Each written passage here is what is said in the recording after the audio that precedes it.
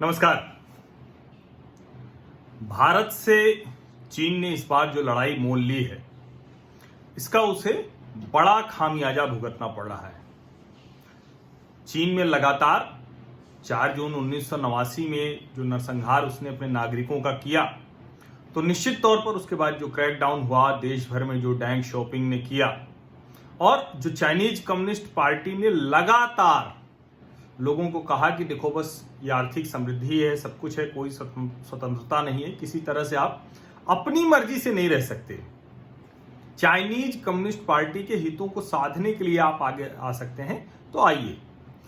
लंबे समय तक वो डर लोगों में था जो बीजिंग के थियानमेन चौक पर हुआ था 4 जून 1989 को। लेकिन धीरे धीरे एक जो मनुष्य स्वभाव होता है, तो वहां लोगों के जो स्वर हैं वो बुलंद होने शुरू हुए और शी जिनपिंग जब सत्ता में आए पूरी तरह से, हालांकि लंबे समय से वो सत्ता में है, उपराष्ट्रपति रहते भी और बड़ी महत्वपूर्ण भूमिका में वो रहे, लेकिन जब वो पूरी तरह से सत्ता में आए, यानी कमांडर हो गए, राष्ट्रपति हो गए, तो उन्होंने एक महत्वाकांक्षी सपना देखा और वो सपना है माओ बनने का।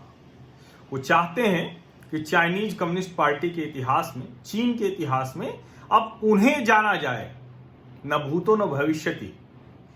और इसके लिए उन्होंने 2015 से एक बड़ा खतरनाक कार्यक्रम चलाया और वो कार्यक्रम ये था कि जो कहने के लिए थोड़ा बहुत ही जो ह्यूमन राइट्स के नाम पर जो लोग काम करते थे, जो लॉ फर्म, जो वकील, जो लोग कुछ भी करते थे, उन सब की गिरफ्तारियां उन्होंने करानी शुरू कर दी। और जिसने गलती से भी शी जिनपिंग के खिलाफ कुछ लिख दिया, कुछ बोल दिया, उसको गिरफ्तार किया गया, सीक्रेट कोर्ट्स में उनके खिलाफ मामले चलाए गए और उनको जेल में डाल दिया गया। यह सब एक तरफ चल रहा था, लेकिन अब जब चीन की जो सेना थी, जिसके नए रंगरूट वो भारत और चीन की सीमा पर पूर्वी लद्दाख में तैनात किए गए और जिन्होंने भारतीय सैनिकों पर धोखे से हमला किया और बाद में भारतीय सैनिकों ने जवाबी कार्रवाई में उनके 40 से 50 और अब तो वो संख्या और बड़ी आ रही है। लोग कह रहे हैं कि बहुत वो अलग अलग खबरें जो आ रही हैं कि 40 हेलीकॉप्टर ट्रिप लगे और बहुत सी खबरें हैं कि 100 तक भी वो संख्या जा सकती है, लेकिन 40 से 50 तो पक्की है। जो ग्लोबल टाइम्स है उसके एडिटर ने भी माना कि हमारे भी कैजुअलिटीज हुई हैं, लेकिन नंबर नहीं बताया। तो अब वो जो सैनिकों का परिवार है, जो चीन के लिए तो लड़ते हुए मरे थे ना, लेकिन चीन उन्हें सम्मान देने को, स्वीकार करने को तैयार नहीं है। और अब उनके परिवार वाले लगातार विद्रोह कर रहे हैं, ऐतराज जता रहे हैं, अपना गुस्सा दिखा रहे हैं और कहें कि जो 2015 से चीन के नागरिकों के खिलाफ फिर से नए सिरे से अत्याचार शी जिनपिंग की तानाशाही सरकार कर रही थी, चाइनीज कम्युनिस्ट पार्टी कर रही थी, वो अब ज्यादा मुखर होकर लोग उसका विरोध करना शुरू कर चुके हैं। और जो शी जिनपिंग और चाइनीज कम्युनिस्ट पार्टी, अभी कई खबरें आई हैं कि लोगों को गिरफ्तार किया, बंद किया, लेकिन अब वो खबरें छन छन कर बाहर आ रही हैं। जो चीन ने दुनिया के लोकतंत्रों का, लोकतांत्रिक संस्थाओं का, मार्केट इकोनॉमी का, सबका इस्तेमाल करते हुए अपने विस्तार के लिए किया था, उसका थोड़ा सा हिस्सा तो उनके ऊपर भी आ रहा है। जैसे कश्मीर में जो कश्मीरी अलगाववादी थे, वो अपने बच्चों को विदेश पढ़ने भेजते थे। बहुत से कश्मीरी बाहर गए धीरे धीरे। उनको समझ में आया कि ये तो जो 370 के नाम पर हो रहा है, ये तो अत्याचार है। 370 क्यों होना चाहिए? भारत में जब सभी को आजादी है, सब स्वतंत्र हैं, तो कश्मीर, जम्मू कश्मीर, लद्दाख के साथ ये अन्याय क्यों? और वो धीरे धीरे उन अलगाववादियों के खिलाफ खड़े हो गए कि इनके बच्चे तो विदेश में पढ़ेंगे, इनके बच्चे तो डीपीएस में पढ़ेंगे, यानी सारी सुख सुविधा वो अलगाववादी, आतंकवादी भोग रहे थे और कश्मीरियों का जीवन नरक कर रखा था 370 की आड़ में। अब नरेंद्र मोदी सरकार ने उसको हटाया और वहां के लोग भी, उनको समझ में आ रहा है कि वो जो विकास है, वो जो डेवलपमेंट है, वो जो हर तरह के मौके हैं, जाने कितने सालों बाद अब वहां सिनेमा हॉल खुलेगा। ऐसे ही जो चीन के लोग दुनिया के अलग अलग हिस्सों में गए, तो चीन ने तो योजनाबद्ध तरीके से अपने पीएलए के और सीसीपी के, चाइनीज कम्युनिस्ट पार्टी के मेंबर्स को भेजा, कंपनियों के प्रमुखों को दूसरे देशों में नागरिकता तक दिलाई। लेकिन इस सब में बड़ा एक्सचेंज हुआ और उन लोकतांत्रिक देशों के प्रभाव में आकर चीनी नागरिक फिर से अपना वो पुराना लोकतंत्र खोज रहे हैं, जिसको 4 जून 1989 को कुचल दिया गया, टैंकों के नीचे गोली मार दी गई। और ऐसा वो कर रहे हैं तो उन्हें चीनी सरकार का कोप भाजन बनना पड़ रहा है। वहां का पूर्वी चीन का जियांगसू प्रांत है, JIANGSU, जियांगसू प्रांत। कुछ और करते हो तो आप लोग प्रोनाउंसिएशन देख लीजिएगा, मैं उसकी स्पेलिंग भी बता दूंगा। मानवाधिकारों के लिए काम करने वाले वकील यू वेनशेंग, YUWENSHENG, यू वेनशेंग को 4 वर्ष के लिए जेल भेज दिया गया। राजद्रोह का आरोप है। सीक्रेट ट्रायल किया गया। यू के ऊपर जो आरोप लगे थे वहां सुनवाई बंद कोर्ट में हुई। जियांगसू की सुझाव इंटरमीडिएट पीपुल्स कोर्ट, हर चीज में वो पीपुल्स लगाते हैं और पीपुल्स कहीं है नहीं। पीपुल्स लिबरेशन आर्मी मर गए, कोई पीपुल्स को पता नहीं है। पीपुल्स कोर्ट, लेकिन पीपुल्स के हक के लिए नहीं है, शी जिनपिंग के और चाइनीज कम्युनिस्ट पार्टी के हक के लिए। सजा जब सुनाई गई तो यू 3 वर्ष की सजा काट चुके थे। यू की पत्नी शू यान, XUYAN, उनको 17 जून को इस फैसले के बारे में बताया गया और इस कदर नियमों की ऐसी की तैसी उन्होंने कर रखी है। इसीलिए उन्होंने कनाडा से कहा कि भाई प्रधानमंत्री, विधि मंत्री छोड़ दीजिए मेंग को, हम 2 कनाडाई नागरिकों को छोड़ देंगे। यानी नियम कानून का कोई मतलब ही नहीं है, तानाशाही, एकदम हर चीज ठेंगे पर रखना। यू की पत्नी ने जो वकील नियुक्त किया था, जी यांग, XIEYANG, उनसे कभी यू को मिलने ही नहीं दिया गया। और जब पूछा गया तो उनका कोई कानूनी अपराध नहीं है कानूनी धाराओं में, लेकिन यू ने ऑनलाइन शी जिनपिंग के खिलाफ लिखा है। और यही मूल है कि शी जिनपिंग के खिलाफ आप कुछ भी बोल लिख नहीं सकते। कुछ आपने कहा तो आपके खिलाफ कार्रवाई हो जाएगी। और यहां तक कि अगर आप चाइनीज कम्युनिस्ट पार्टी के भी हैं, आपको मैंने बताया था 4 जून 1989 को जब छात्रों का गुस्सा भड़का था तो मूल वजह वही थी कि जो पहले कम्युनिस्ट पार्टी के, चाइनीज कम्युनिस्ट पार्टी के जनरल सेक्रेटरी थे, वो छात्रों के साथ नरमी के पक्ष में थे। और जब उनकी मौत हुई तो छात्रों का गुस्सा भड़क गया। अब ये फिर से वही प्रक्रिया कर रहे हैं। 9 जुलाई 2015 से ऐसे लोगों को पकड़ा जा रहा है, गिरफ्तारी हो रही है। और यू इन गिरफ्तारियों के खिलाफ मुखर थे, वो लगातार लिखते रहते थे। और जो चाइनीज ह्यूमन राइट्स डिफेंडर्स है, उनका कहना है कि यू को दूसरे मामलों में पैरवी की भी सजा मिली है। यानी जो दूसरे लोगों के लिए, क्योंकि यू हांगकांग के लोकतंत्र समर्थक आंदोलन के पक्ष में लिख रहे थे, शी जिनपिंग की आलोचना कर रहे थे, और पहले भी अक्टूबर 2017 में भी शी के खिलाफ ऐसा लिखने से उनकी गिरफ्तारी हुई थी। और ये पूरा का पूरा जो जुलाई 2015 से 9 जुलाई 2015 से जो चल रहा है क्रैकडाउन वहां, उसमें 300 से ज्यादा चीनी नागरिकों को गिरफ्तार किया जा चुका है, उनको जेल भेजा जा चुका है। और ऐसे ही एक मानवाधिकार कार्यकर्ता है वैंग क्वेनझैंग, अब ये फिर से इनकी मैं स्पेलिंग पढ़ देता हूं, WANGQUANZHANG, वैंग क्वेनझैंग। उन्हें भी जुलाई 2015 में शुरू हुए इस दमन का शिकार होना पड़ा था। उनकी जो पत्नी है ली वेंजू, LIWENZU, उनके साथ बातचीत हुई थी, बीच में वो गिरफ्तारी हुई थी। फिर छोटी सी एक क्लिप है 50 सेकंड की, बड़ी वायरल हुई ट्विटर पर। और लेकिन उसमें जो बातचीत है उससे लग रहा है कि वो बहुत भयानक दबाव में है।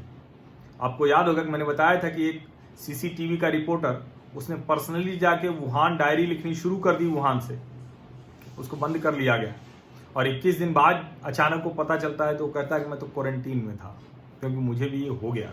यानी दबाव किस कदर है, वहां कुछ भी फ्री नहीं। और ये जो नागरिकों के साथ चीन में अत्याचार हो रहा है, अब वही पूरा का पूरा नेशनल सिक्योरिटी लॉ के नाम पर हांगकांग में हो रहा है। अभी पूरी तरह से लागू नहीं हुआ है, लेकिन फिर भी हांगकांग में वैसा ही अत्याचार नागरिकों के साथ शुरू हो गया है। नेशनल सिक्योरिटी लॉ, जो राष्ट्रीय सुरक्षा कानून चीन ने पास किया है, उसके बाद हांगकांग में नागरिकों पर अत्याचार हो रहे हैं, प्रेस वालों से, ह्यूमन राइट्स एक्टिविस्ट से, यानी हर तरह के लोगों के जो मूलभूत अधिकार हैं वो छीने जा रहे हैं। और सबसे जो दुर्भाग्यपूर्ण है कि पुलिस प्रदर्शनकारियों को पीट रही है, प्रदर्शनकारियों को तो पीट रही है, और साथ में जो प्रेस वाले उस घटना को कवर कर रहे हैं उनको भी पीट रही है। ऐसे 143 मामले, 143 इतने मामले मीडिया ऑर्गेनाइजेशंस ने रिपोर्ट की है। वो यूनाइटेड नेशंस के पास गए हैं, United Nations human rights council के पास गए हैं। वो कह रहे हैं कि आप अपना अधिकारी भेजिए, चेक कराइए और देखिए और कहिए कि ये कार्रवाई करें। और 143 ऐसी शिकायतों के बावजूद आज तक एक भी हांगकांग पुलिसकर्मी पर कार्रवाई नहीं हुई। जो हांगकांग जर्नलिस्ट एसोसिएशन के चेयरमैन हैं क्रिस युंग, CHRISYEUNG, इन्होंने बताया कि प्रतिदिन हालात खराब हो रहे हैं। आप कोई भी प्रदर्शन अब कवर नहीं कर सकते हैं, बहुत कठिन है। प्रदर्शन आप कवर करते हैं तो पुलिस आपको आज नहीं तो कल पकड़ेगी। और प्रदर्शन कवर करने वाले जो रिपोर्टर हैं, फोटो पत्रकार हैं, 90% से ज्यादा के खिलाफ किसी न किसी मामले में आगे पीछे कार्रवाई पुलिस ने कर दी है। ये क्रैकडाउन का चाइनीज कम्युनिस्ट पार्टी का तरीका है। यानी बीजिंग का थियानमेन चौक कभी भी बीजिंग में तो दोहराया ही जा सकता है, हांगकांग में भी दोहराया जा सकता है। दुनिया को इसके लिए खड़ा होना पड़ेगा, मजबूती से खड़ा होना पड़ेगा। और स्वायत्तता जो खतरे में आ गई वो बड़ा खतरनाक है। हालांकि अमेरिका कह रहा है कि जिन अधिकारियों ने हांगकांग की ऑटोनॉमी को खतरे में डाला है, ऐसे अधिकारियों पर हम वीजा ट्रेवल बैन लगाएंगे। लेकिन उस बैन से चीन को बहुत फर्क नहीं पड़ रहा है। मुश्किल यह है कि यूनाइटेड नेशंस की जो 50 इंडिपेंडेंट जो एक्सपर्ट्स हैं, उनकी जो चिंता है वो भी यही है, लेकिन कुछ चीन सुन नहीं रहा है। और उसके बावजूद दुनिया के अलग अलग मंचों पर, अंतर्राष्ट्रीय संगठनों पर लोग उससे बातचीत कर रहे हैं। ये बड़ा खतरनाक है। और अब चीन का हुनान प्रांत है, वहां भी लोकतंत्र समर्थक लोगों के साथ ऐसे ही व्यवहार किया जा रहा है। चेन सिमिंग, CHENSIMING, उन्हें 2027 तक हांगकांग, मकाऊ और ताइवान जाने का वीजा मिला हुआ है। बाकायदा उनके पास पास था, 3 अलग अलग पासेस से। अचानक उनको बताया जाता है कि सारे पास रद्द। क्यों? क्योंकि चीन ने 4 जून 2018 को जो बीजिंग में थियानमेन चौक के पास का एक पार्क है, वहां से जाके एक फोटो ले ली थी। टैंक था और पीछे वो तस्वीर दिख रही थी। और थियानमेन चौक तो बहुत डराता है ना, वहां तस्वीर लेना। आप अगर कहीं भी गए तस्वीर वहां लेने लगेंगे तो तुरंत जो है आप वहां सर्विलांस पे आ जाएंगे। चीन को लंबे समय तक अपने घर में, अपने शहर में नजरबंद रहना पड़ा। और अब उनकी कहें कि कहीं ना आने जाने देना, उन पर पूरी तरह से प्रतिबंध लगा दिया गया है। लेकिन ये सब संकेत क्या करता है? ये सब संकेत ये करता है कि चीन में लोग अपने अधिकारों को लेकर जागरूक हो रहे हैं। इतना दमनकारी रवैया है, उसके बाद उठकर खड़े हो रहे हैं। और इसलिए बहुत जरूरी है कि दुनिया उनके साथ खड़ी हो। एक और मानवाधिकार कार्यकर्ता है ओ बायोफेंग, OUBIAOFENG, इनके भी चीन छोड़ने पर प्रतिबंध लगाया गया। ये सब घटनाएं ये संकेत करती हैं कि 300 की संख्या तो अभी हम लोगों को पता चल रही है। पता नहीं कितने लोग होंगे जो स्थानीय स्तर पर अचानक उनको पुलिस उठा ले जाती है। भाई, जो शिंजियांग प्रांत है, वहां 10 लाख उइगर मुसलमानों को बंद किया गया है। ये खबरें आती हैं 10 लाख। और दूसरे कई इलाकों में, तिब्बत और हांगकांग में जो हो रहा है वो दुनिया देख रही है। दुनिया को मजबूती से अब इस पे आना चाहिए। चीन के अंदर से विद्रोह बड़ा हो रहा है। चीन की जो सीमाएं हैं, जो मैं बार बार कहता हूं कि 14 देशों से सीमाएं लगती हैं, 23 देशों से सीमा विवाद है। अनोखा ये देश है। और दरअसल ये देश नहीं है, क्योंकि देश होता तो कुछ तो चीजें ठीक होती। ये चाइनीज कम्युनिस्ट पार्टी के शासन वाला, तानाशाह, क्रूर निर्दयी शासन वाला एक कहीं की प्रयोग है, जिसको अंत में उत्तर कोरिया बन जाना है। किम जोंग उन जैसे बन जाएंगे शी जिनपिंग। और वहां के नागरिक इसको समझ रहे हैं, इसलिए सीमा से ज्यादा मुश्किल शी जिनपिंग को देश के भीतर हो रही है। चीनी नागरिक अपने अधिकारों के लिए खड़ा हो रहा है। दुनिया को भी चाहिए कि इस समय में बाहर से और भीतर से जो मदद की जा सके, उन लोकतंत्र समर्थकों की, अभिव्यक्ति के पैरोकारों की, मानवाधिकारों के लिए लड़ने वालों की, उनके साथ खड़े हो जाए। ये बेहद जरूरी समय है। और मैं आपको बार बार कह रहा हूं, ये मैं इसलिए आप लोगों को बताता हूं कि भारत में हम लोगों को लगता है कि चीन तो सब एकदम बहुत शानदार एकदम चल रहा है, वहां हर नागरिक शी जिनपिंग और चाइनीज कम्युनिस्ट। कैसे कोई एक पार्टी के रूल में बरसों बरस तक, और जहां चुनाव नहीं होना है, जहां कुछ भी नहीं होना है, वो अचानक को दिखता है सब मिलिट्री चलाती है, सब कुछ वहां मिलिट्री चलाती है, PLA। अब कहने को मैं बार बार कहता हूं कि पीपुल्स हर चीज में लगा देते हैं, लेकिन पीपुल्स कहीं वामपंथी विचार में होता नहीं है, जनता नहीं हो। इसलिए उस जनता को जो जाग रही है, जो लोकतंत्र समर्थन में खड़ी हो रही है, जो मानवाधिकार के लिए खड़ी हो रही है, उसके लिए दुनिया को भी खड़ा होना पड़ेगा। चीन के अंदर और चीन के बाहर, सीमा पर अंदर हर खबर मैं कोशिश करूंगा कि आपको अपडेट करता रहूं। आपको क्या करना है? मैं आर्थिक मदद के लिए कभी अपील नहीं करता हूं। जो लोग करते हैं, जो कुछ लोग हर महीने करते हैं, कुछ लोग अलग अलग जरिए से उसके जरिए दिए हुए हैं, कुछ लोग मुझे व्हाट्सएप पे मैसेज करते हैं और डिटेल लेकर भेजते हैं। ऐसे सभी लोगों का, आज भी कुछ लोगों ने भेजा है, उन सभी लोगों का पहले तो धन्यवाद। लेकिन आप लोगों से अपील मैं एक जरूर करूंगा, बाध्यता वाली अपील है। वो ये है कि अगर आप यहां तक आए हैं और आपको लगता है कि जो काम मैं कर रहा हूं वो ठीक काम कर रहा हूं, तो आप चैनल को हमारे सब्सक्राइब कीजिए, मेरे सामाजिक परिवार को बड़ा कीजिए, और ये जो बातें मैं कहता हूं इसको आगे बढ़ाइए।